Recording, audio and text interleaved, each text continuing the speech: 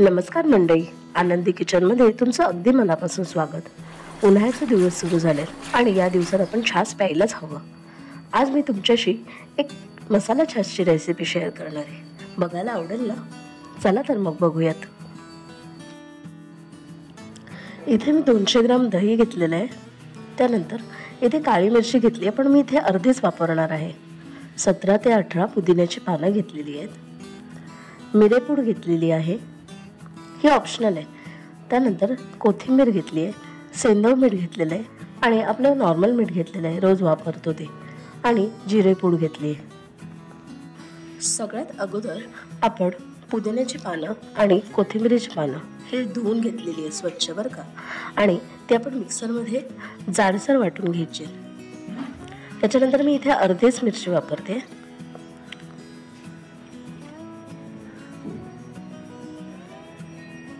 थोडंसं काळं मीठ घालते.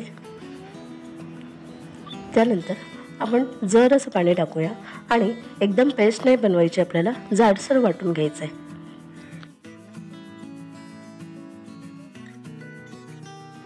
तुम्ही ते बघू शकता, मी मिक्सरमध्ये जाडसर थोडंसं वाटून घेतलेलं आहे. यात आपण 200 ग्राम दही घेतले, ते घालणार आहोत.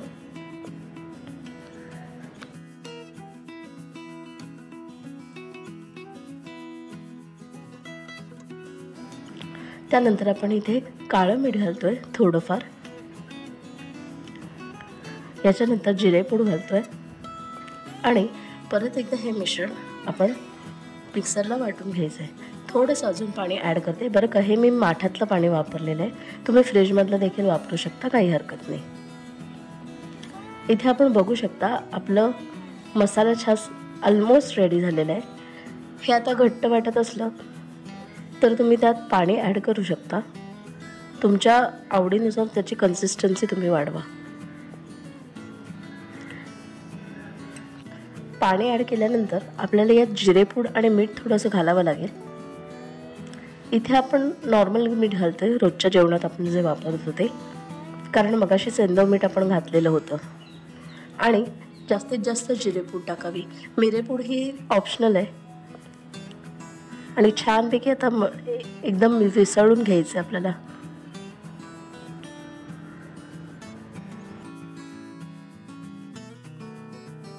मी परत 1 ग्लास पाणी यात घातलेलं आहे. आणि आता तुम्ही बघू शकता, छास हे मस्तपैकी जास्त पातळ देखील नाही वाटत आहे आणि जास्त घट्ट पण नाही. रवीने आपण छानपैकी याला घुसळून घेतोय आणि जवळजवळ 4 लोकांसाठी हे छास बनतं. ही मसाला छासची रेसिपी तुम्ही नक्की ट्राय करा, खूप सुंदर लागते.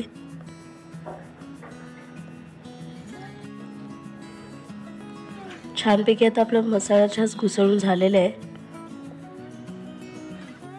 यात आपण तुमच्या आवडीनुसार पुदिन्याची पानं किंवा कोथिंबीरीची पानं, कोणतीही पानं तुमच्या आवडीनुसार तुम्ही टाकू शकता. आणि आता आपण सर्व करायला घेऊयात.